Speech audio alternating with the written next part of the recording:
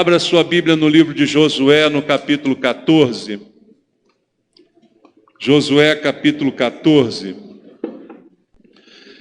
Josué, capítulo 14, nós vamos ler a partir do verso 6 até o final do capítulo 14, versículo 15. Josué 14, do verso 6 ao verso 15. Os irmãos encontraram aí na Bíblia? Josué 14, versículo 6 em diante. A palavra de Deus diz assim: chegaram os filhos de Judá a Josué em Gilgal, e Calebe, filho de Jefoné, o quenezeu, lhe disse: tu sabes o que o Senhor falou a Moisés, homem de Deus, em Cades Barneia, a respeito de mim e de ti. Tinha eu 40 anos quando Moisés, servo do Senhor, me enviou de Cades Barneia para espiar a terra, e eu lhe relatei como sentia no coração. Mas meus irmãos que subiram comigo desprezaram o povo, eu, porém, perseverei em seguir o Senhor meu Deus. Então Moisés, naquele dia, jurou dizendo: certamente a terra em que puseste o pé será tua e de teus filhos em herança perpetuamente, pois perseveraste em seguir o Senhor meu Deus. Eis agora, o Senhor me conservou em vida, como prometeu. 45 anos já desde que o Senhor falou esta palavra a Moisés, andando Israel ainda no deserto, já agora sou de 85 anos. Estou forte ainda hoje como no dia em que Moisés me enviou. Qual era a minha força naquele dia, tal ainda agora para o combate, tanto para sair a ele como para voltar. Agora, pois, dá-me este monte de que o Senhor falou naquele dia. Pois naquele dia ouviste que lá estavam os anaquins e grandes e fortes cidades. O Senhor, porventura, será comigo para os desapossar, como prometeu. Josué o abençoou, deu a Calebe, filho de Jefoné, Hebrom em herança. Portanto, Hebrom passou a ser de Calebe, filho de Jefoné, o quenezeu, em herança até o dia de hoje, visto que perseverava em seguir o Senhor, Deus de Israel. Dantes, o nome de Hebrom era Kiriate Arba. Este Arba foi o maior homem entre os anaquins, e a terra repousou da guerra. Amém. Meu Deus, muito obrigado pela oportunidade de lermos juntos a Tua palavra e agora termos edificação espiritual através dela. Ela é o alimento, nem só de pão vivemos, mas a Tua palavra é essencial para a nossa vida, para a nossa subsistência, pois é o verdadeiro alimento para o Espírito. Sem ela, nosso espírito enfraquece, mas com ela somos fortes, Senhor.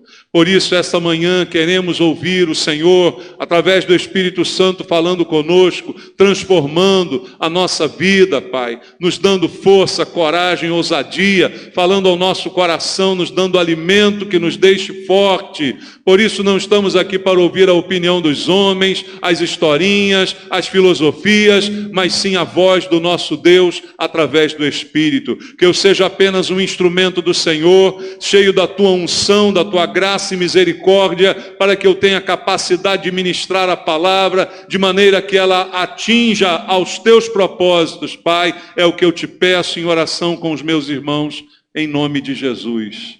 Amém. Amados, nós estamos diante aqui de uma história muito importante na vida do povo de Deus, e como que o complemento de um ciclo, de uma promessa que foi feita a Josué e Calebe, lá no deserto, quando eles observaram a terra prometida. E a história nos conta o que aconteceu em Números capítulo 13, capítulo 14. Eu já trouxe à igreja algumas mensagens a respeito desse episódio, quando em Números capítulo 13, os 12 espias, um de cada tribo de Israel, são enviados por Moisés para olhar a terra. Veja, eles estavam bem próximos da terra. Deus fez uma promessa lá a Abraão, que daria aquela terra como herança, a Canaã, a terra que mana leite e mel, a terra boa, em que os herdeiros de Abraão estariam ali tomando posse, se estabelecendo para serem o povo de Deus, como Deus ordenou, e já estava programado para isso. Então, quando saíram do Egito, perto estavam desta terra, quando Moisés então chama 12, um de cada tribo, e diz: vão até lá, é só atravessar ali o rio, é só chegar do outro lado e dar uma olhada, deem uma espiada nessa terra. Vejam se é tudo aquilo que Deus disse mesmo. Vejam se é uma terra boa, se ela é fértil, se ela produz. Vejam e tragam estas notícias. E a gente sabe que a história não terminou bem, porque quando voltaram os 12, daqueles 12, 10, ou seja, uma grande maioria, voltou falando mal da terra. Não por causa dos seus atributos como terra, mas por causa das dificuldades que eles iriam encontrar para tomar posse dela. Falaram todos que haviam povos numerosos, bem armados, bem fortalecidos, cidades fortificadas. Falaram de gigantes, anaquins, como estava escrito aqui. Falaram que havia ali gigantes, pessoas de grande estatura, homens muito fortes, muito bem preparados. E aí esses 10 colocaram todo tipo de defeito e fazendo com que o povo ficasse com medo de invadir a terra, com medo de avançar. Apenas 2 dos 10, Josué e Calebe, mencionado aqui no texto que lemos, trouxeram uma visão diferente. Eles viram a mesma coisa. Eles não viram nada diferente. Porque, amados, tudo que está diante de nós é visto por todos nós com os mesmos olhos. A gente vê o mundo com os mesmos olhos. A cena não muda. A terra é boa, ela produz. Muitos trouxeram, olha aqui um cacho de uva dessa terra, olha aqui uma planta, olha aqui uma fruta. Trouxeram coisas bonitas para dizer a terra realmente é boa, mas viram as dificuldades. Josué e Calebe viram a mesma terra, boa, com muitas coisas boas, e viram também os mesmos gigantes, as mesmas ameaças, as mesmas dificuldades. Só que eles viram um pouquinho além. Eles viram com a visão espiritual. Eles disseram: olha, Deus fez uma promessa, e a promessa é que nós vamos tomar essa terra. Então não me importa se ela está vazia, se ela está cheia, se ela é fácil, se ela é difícil. O que importa é que a promessa de Deus vai se cumprir. Essa é a visão espiritual. A visão espiritual, ela não vai bater com a visão carnal. Nunca vai bater. Porque as coisas espirituais não se misturam com as coisas carnais. O que deve acontecer é que a visão espiritual deve falar mais alto àquele que crê em Deus, para que ele veja o mundo com olhos diferentes. E foi exatamente isso que aconteceu com Josué e Calebe. Só estes 2 de 12 acreditaram na vitória que seria dada por Deus. Acreditaram, em outras palavras, na promessa de Deus. E os outros 10? Os outros 10 foram dominados. Dominados pelo medo, dominados pela incerteza, pela insegurança, pela falta de fé e, no final, pela incredulidade. Não criam que Deus seria capaz de dar a eles uma terra tão boa, mas tão bem habitada e protegida, sendo eles minoria, sendo eles despreparados, eram escravos, não eram soldados. Então eles não conseguiam acreditar que a palavra de Deus pudesse se cumprir. Amados, veja se esse não é um quadro bem parecido com o que nós estamos vivendo hoje. Pessoas sendo dominadas, como disse ainda há pouco nos anúncios, pelo medo e pela incredulidade.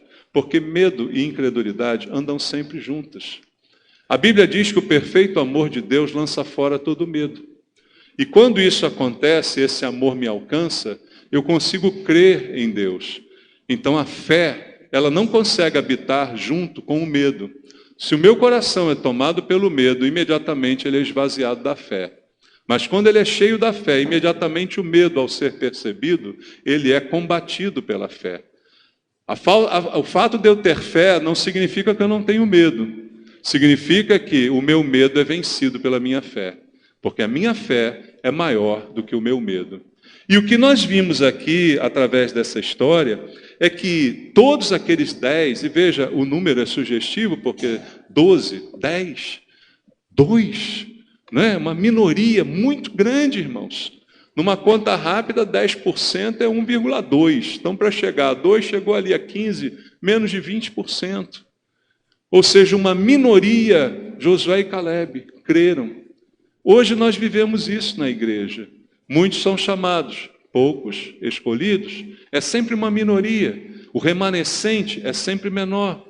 O remanescente são aqueles que são alguns poucos que confiam, alguns poucos que mantêm a sua fé no meio das adversidades, alguns poucos que continuam acreditando e sendo fiéis ao Senhor. São sempre poucos os que são fiéis. E aqui o que nós vemos é exatamente isso. Apenas Josué e Calebe acreditando, apenas eles confiando, mas 2 vozes no meio de 10. Quando houve o relatório, Moisés juntou o povo, botou os 10. Veja, falam 10 dizendo horrores.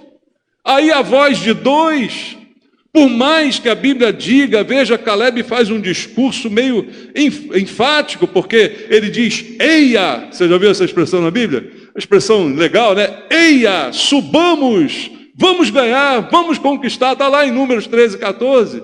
Ou seja, é um discurso inflamado.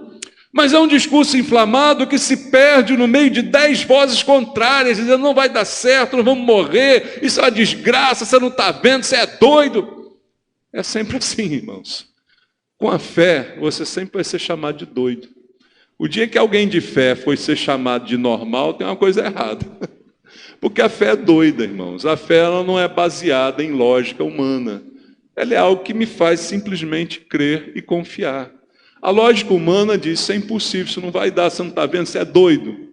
Você não enxerga, você é maluco, olha só, você não vê. E aí foram 10 vozes contrárias.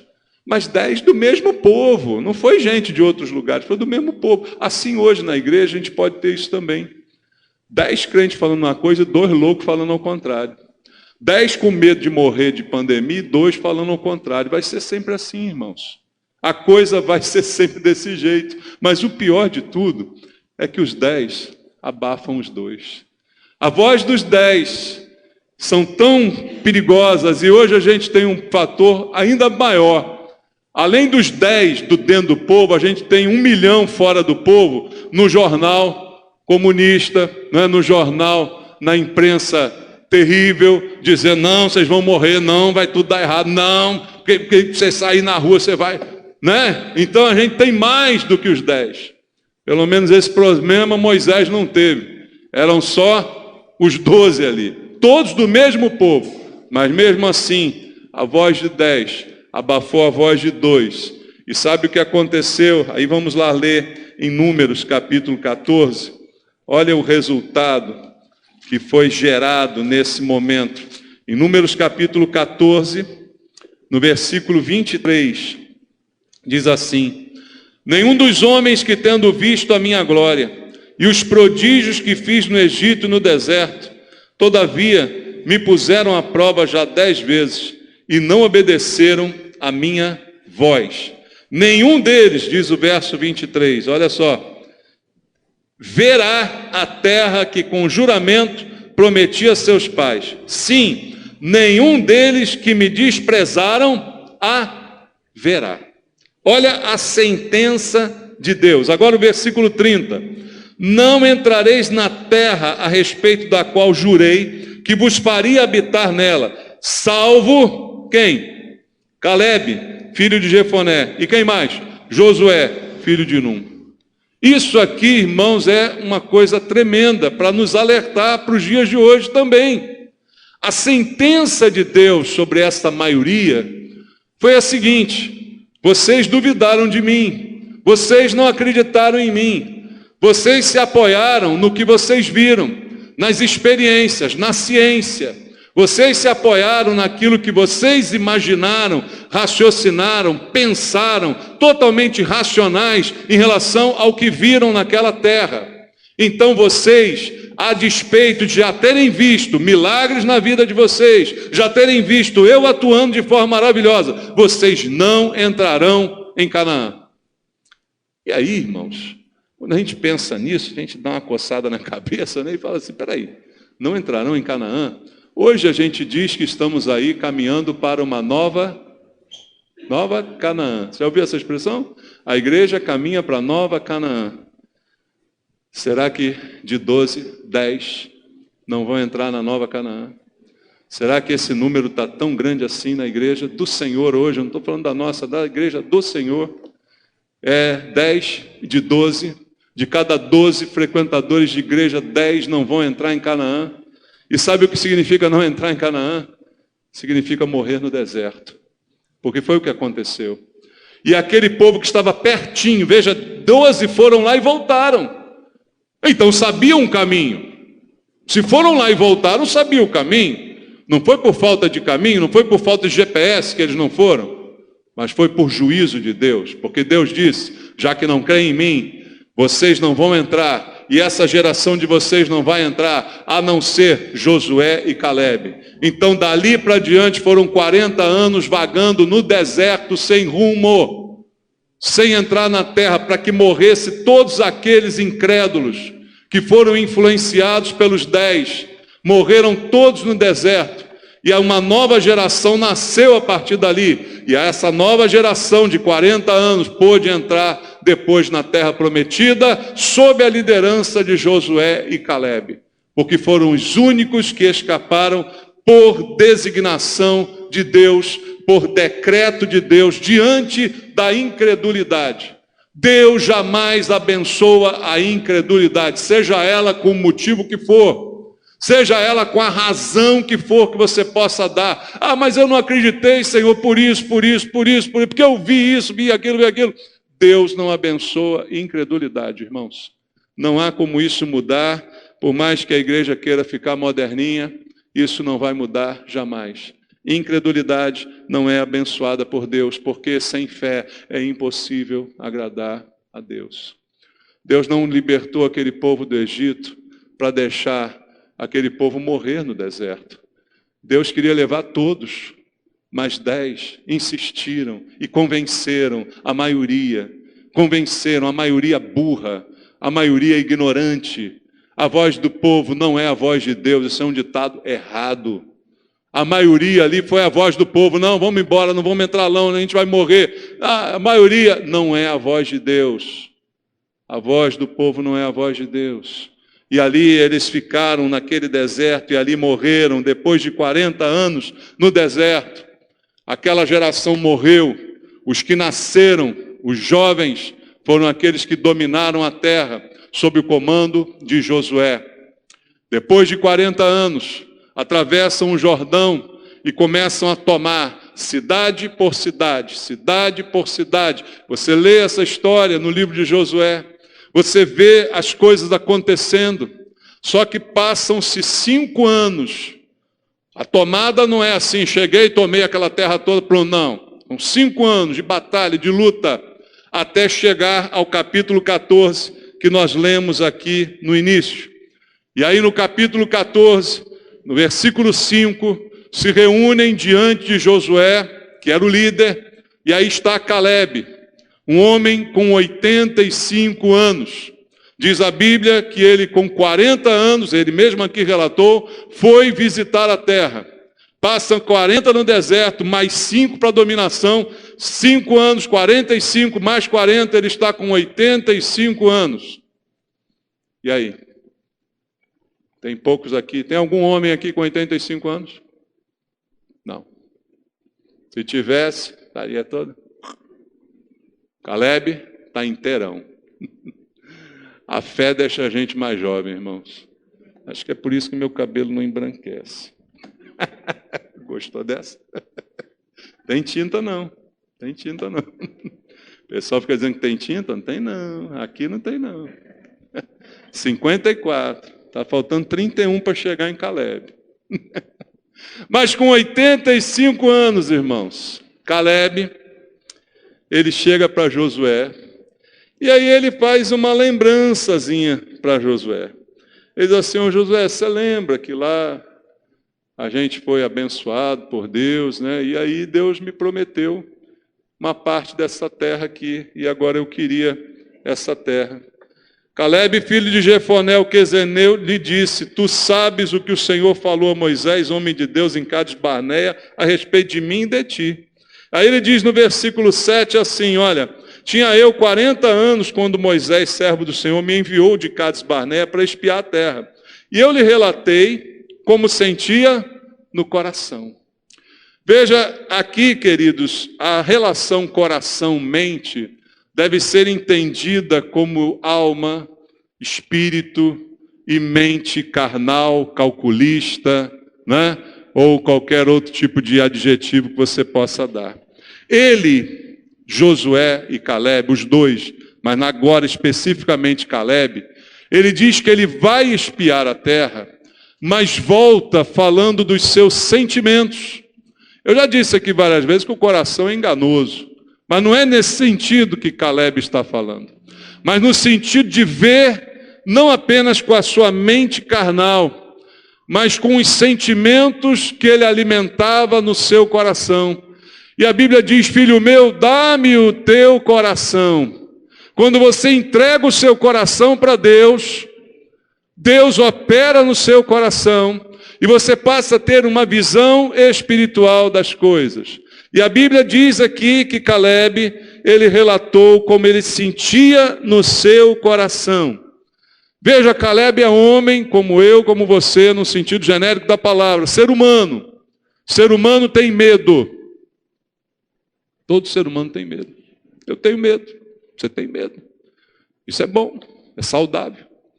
Morre menos quem tem medo. Agora, eu não posso deixar o meu medo me dominar. A minha fé é maior do que o meu medo. Então, aquele Calebe que viu os mesmos gigantes, que viu os mesmos obstáculos, ele viu com o coração. E é por isso que ele chega trazendo uma história diferente. Porque ele tem um coração cheio de fé. Aonde há fé, há esperança, irmãos. A fé é a certeza daquilo que se espera. E a convicção de coisas que eu não vejo. Eu não vejo como ganhar desses gigantes. Mas a minha fé, ela me dá uma esperança de que, de alguma maneira que eu não sei como, daqui a pouco eu vou estar lá morando na casa desse gigante. É isso que Josué pensa. E Calebe. Eu não sei como é que é. Eu não consigo até tentar explicar de que forma vai ser, mas eu já me vejo lá no lugar desse gigante, porque Deus prometeu que eu estaria ali. Não é uma coisa da minha cabeça, não é um sonho louco meu, é uma coisa que Deus me prometeu e isso vai acontecer. Então, o coração dele é esperançoso. Irmãos, eu tenho percebido que muitos de nós perderam a esperança.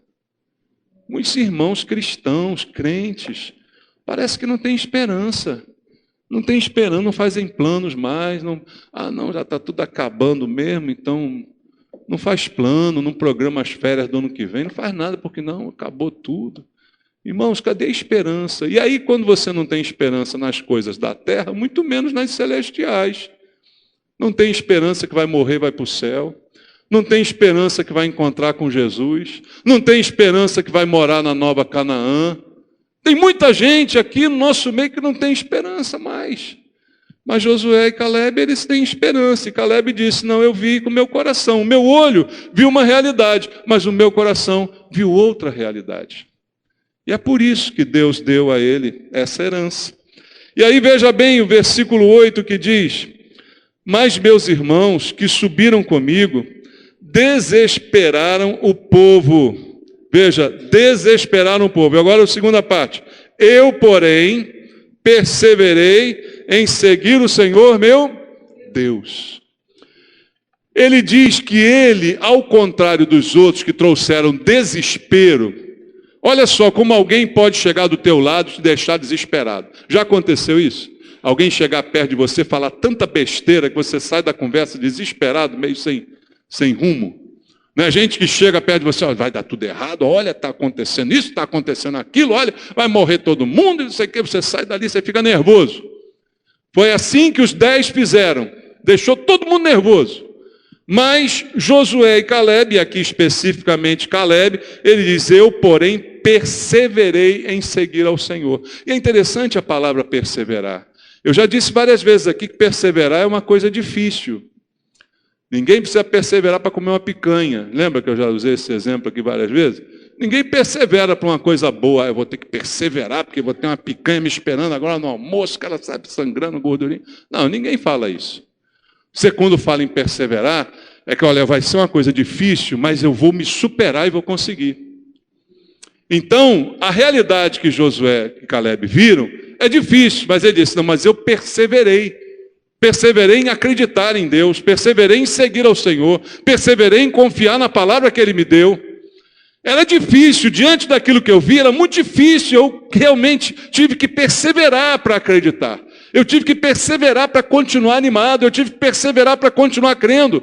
E foi isso que ele disse. Irmãos, qual é a dica que Deus dá para nós hoje? Que você precisa ter esperança no seu coração. E que você precisa perseverar em crer, perseverar em confiar, perseverar em aceitar melhor a palavra de Deus do que a palavra dos outros. Você precisa perseverar. Então são coisas que Caleb fez e que não são por acaso. Versículo 10 e versículo 11, vamos. Eis agora, o Senhor me conservou em vida, como prometeu. Eu estou com 85 anos porque Deus prometeu que eu veria essa terra. Veja, o cara vive 40 anos no deserto, pagando por um pecado que ele não cometeu. Concorda? Porque ele não cometeu isso. Mas ele viveu 40 anos lá no deserto. Com todos os outros. Mas Deus prometeu. Então ele sabia, eu não vou morrer enquanto não botar o pé lá. Ah, pode ter isso, pode ter aquilo, mas eu não morro enquanto não chegar lá. Por quê, ô Caleb? Você é super-homem? Não, porque Deus prometeu. E eu confio em Deus.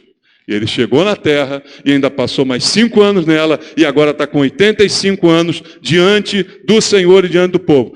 45 anos há desde que o Senhor falou essa palavra a Moisés, andando Israel ainda no deserto. Já agora sou de 85 anos. Estou forte ainda hoje como no dia em que Moisés me enviou. Qual era a minha força naquele dia?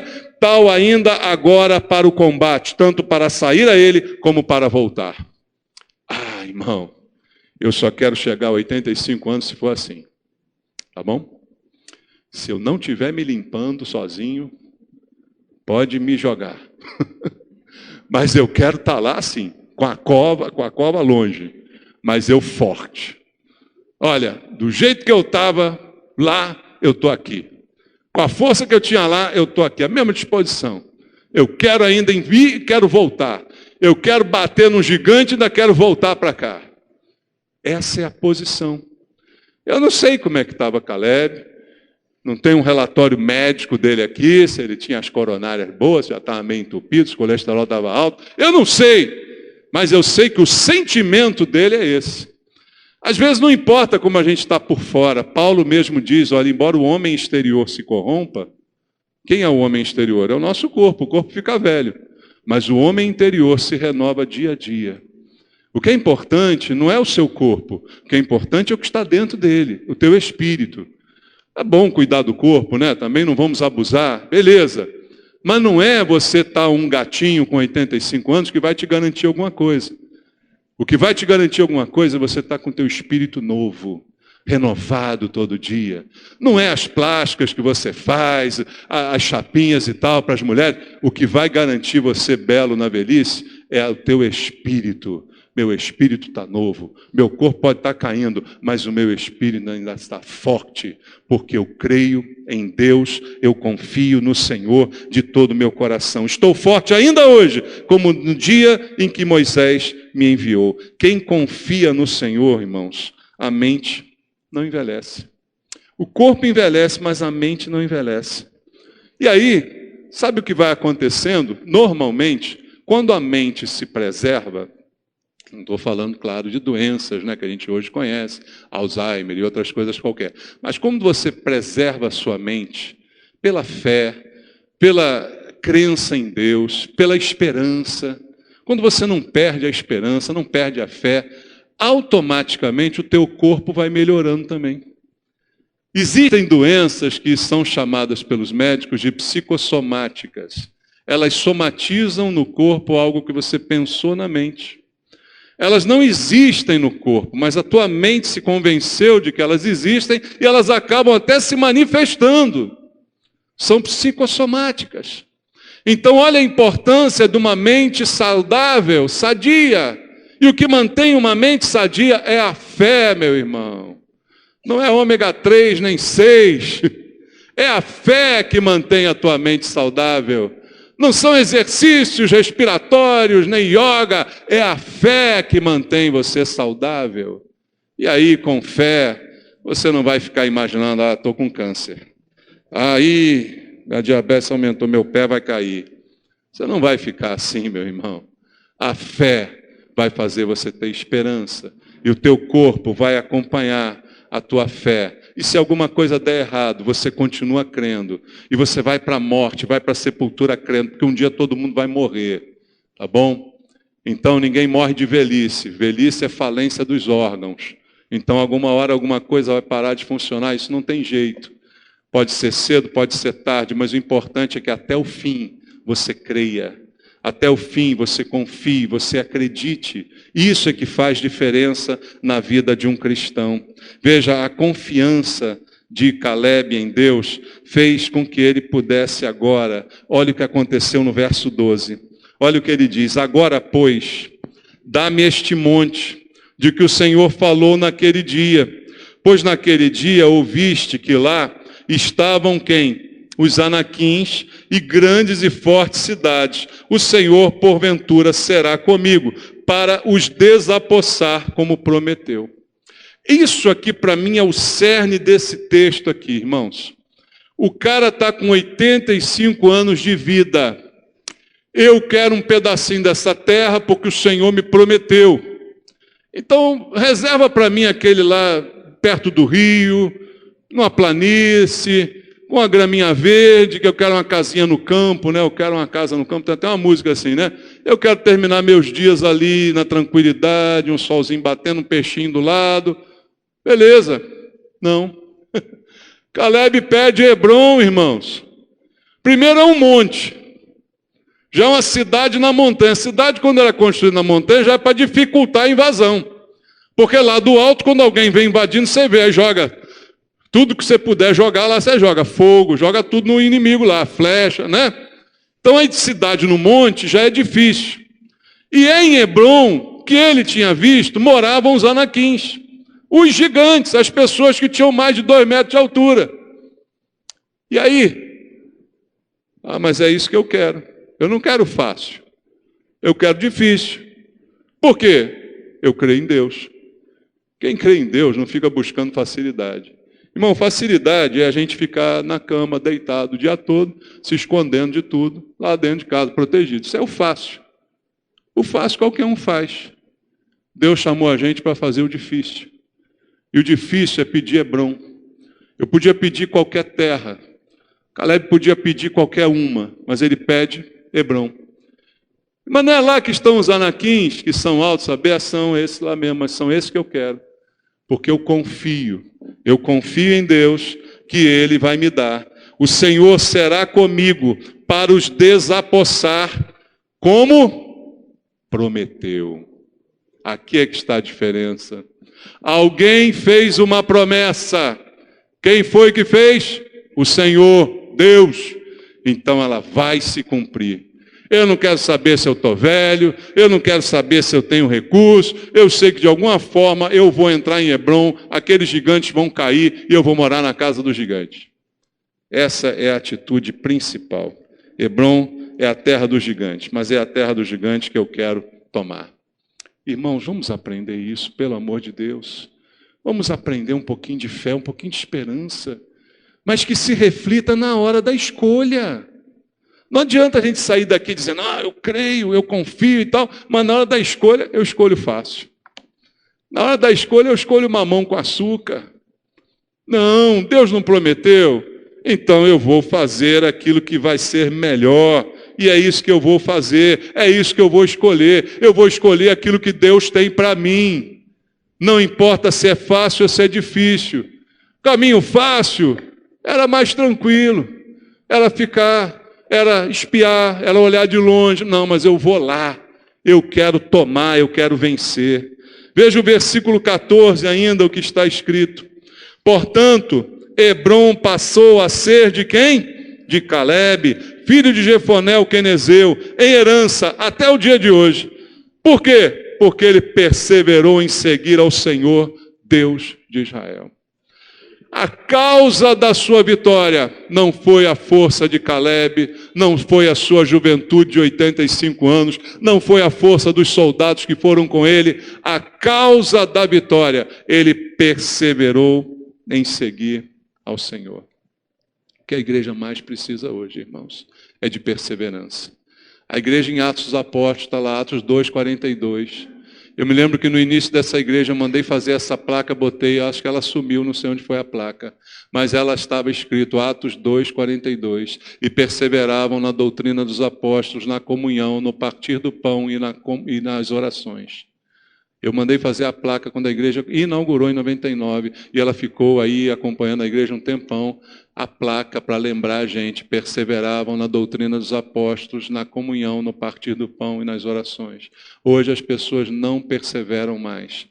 A razão de Calebe ter tomado Hebrom, ter colocado os gigantes no bolso, foi porque ele perseverou em seguir ao Senhor. Não foi porque ele era bom, não foi porque ele tinha soldados, mas simplesmente porque ele tinha perseverança. Quem tem fé, persevera, permanece. Se existe uma promessa, ela se cumprirá. Não espere cumprimento de promessas que não foram feitas. Mas se Deus te prometeu alguma coisa, se você pegou uma promessa do Senhor, ela se cumprirá. Não há como falhar. Quero ler contigo Deuteronômio, capítulo número 1, versículo 35 e versículo 36. Deuteronômio 1, 35 e 36 diz assim: certamente nenhum dos homens desta maligna geração verá a boa terra que jurei dar a vossos pais, salvo Calebe, filho de Jefoné, ele haverá, e a terra que pisou, darei a ele e a seus filhos, porquanto perseverou em seguir ao Senhor. Veja que foi o próprio Calebe quem pisou em Hebrom. Foi ele que viu os gigantes de perto, mas mesmo vendo os gigantes de perto, a palavra dele foi: eia, subamos, o Senhor nos dará a vitória. E a promessa está aqui em Deuteronômio capítulo 1. Essa terra que ele pisou é a terra que eu vou dar a ele. Então, quando ele chega diante de Josué, ele não pede outra, ele pede a que Deus deu. Quando Deus te promete uma coisa, não peça outra coisa, mas sim aquilo que Deus te prometeu. Se é difícil, se não é, não importa, mas é aquilo que tem que ser. E quando ele chega diante de Josué, ele diz: eu quero Hebrom, porque foi em Hebrom que eu botei o pé e a promessa de Deus foi para Hebrom. Ah, mas Calebe, tem gigante lá, você já está velho. É Hebrom que eu quero. Eu quero Hebrom, e lá que eu vou. E aí olha só o que diz também em Números capítulo 14, versículo 9, para a gente encerrar. Números capítulo 14, verso número 9 diz: tão somente, não sejais rebeldes contra o Senhor, e não temais o povo dessa terra, porquanto com pão os podemos devorar. Como pão, retirou-se deles o seu amparo. O Senhor é conosco, não os temais.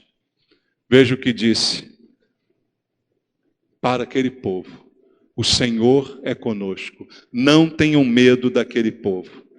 A covardia, a acomodação, ela precisa ser vencida com a coragem, com o destemor que vem da certeza de que Deus está comigo, de que a minha vida está nas mãos de Deus. O Senhor dá, o Senhor tira, louvado seja o nome do Senhor. Deus está no controle da minha vida, e é isso que importa. Eu preciso vencer a covardia, eu preciso vencer a acomodação, porque covardia se mistura com acomodação, se mistura com falta de fé. É melhor não me meter nisso, é melhor não tocar nisso, é melhor deixar isso para os outros. Isso é covardia, isso é acomodação. Cristão se posiciona, cristão precisa ter posicionamento sadio, maduro, cheio de fé, de perseverança, de esperança no Senhor. E assim nós precisamos agir. Foi a covardia e a acomodação que fizeram aqueles homens, a maioria daquele povo, perder antes de lutar. Veja aqueles que infamaram a terra, que convenceram aqueles todos, nenhum deles entrou na terra. Foram poupados, não lutaram. Veja, não tiveram nenhum esforço, não pegaram em armas, não lutaram, mas morreram no deserto. É isso que você quer para a sua vida? Ter uma vida confortável, sem muito envolvimento, sem muita briga? Você quer ser um isentão? É isso que você quer? Você pode ser, mas você vai morrer no deserto. Caleb não teve medo nem de gigante, nem de montanha. Gigante e montanha é fácil quando Deus está comigo, porque ele sempre acreditou nas promessas do Senhor. Eu não consigo colocar isso na tua cabeça. Só é o Espírito Santo para fazer isso. Para que você acredite nas promessas do Senhor. Para que você creia e confie de todo o teu coração. É uma parte de Deus na tua vida. Deus não forçou aqueles 10 a acreditarem. Ele simplesmente deixou a decisão de cada um. Assim é a fé. A salvação é pela fé. Mas Deus não força ninguém a acreditar nele. Não é verdade? Nós temos o livre-arbítrio, mas aquele que acredita, aquele que confia, esse verá a salvação de Deus. Eu espero que você seja salvo. Eu espero que você confie no Senhor, acima de que os seus olhos veem, em todo tempo, a todo momento. Em nome de Jesus. Vamos orar, irmãos? Vamos falar com Deus? Senhor, nós não precisamos de uma fé como de um super-homem, porque o Senhor mesmo disse que a fé pode ser do tamanho de um grão de mostarda, mas ela já é suficiente para transportar montes, barreiras. Caleb e Josué não são melhores do que eu ou do que os meus irmãos. Eles apenas confiaram, Pai. E que eu te peço agora, meu Deus, pelo poder do Espírito Santo, ministra a fé no coração daqueles que me ouvem essa manhã, Pai. Ministra a fé, ousadia, certeza, para dizerem: eu quero Hebrom. Eu não quero fácil, não. Eu quero difícil. Eu não quero enfrentar baixinho, eu quero gigante. Eu quero é lutar, porque o Senhor está comigo. Porque o Senhor me prometeu. Eu serei salvo por uma promessa de Deus. E eu confio nessa promessa. Eu confio a minha vida ao Senhor. Eu entrego o meu caminho a Ele. E o mais Ele fará. A minha vida está nas mãos dEle. Pai, coloque esta fé no coração dos meus irmãos. É dom de Deus, Pai. Mas é preciso que Ele queira, que ela queira. É preciso que o coração se abra. É preciso, Deus, que haja uma abertura de mente para que o Senhor possa ali operar. E eu te peço, Deus, opera a fé. Torna meus irmãos cada vez melhores, mais fortes, mais corajosos, mais ousados, Pai. Em nome de Jesus. Sejamos apenas uma igreja que crê, que confia. E a nossa fé é que nos faz vencedores. A nossa fé, diz a Bíblia, é que vence o mundo. Que haja fé nos corações, Pai. Em nome de Jesus eu te peço. Em nome de Jesus. Deus abençoe você, meu amado, com essa fé que te fará viver para a vitória contra o mundo que nos cerca. Glória a Deus.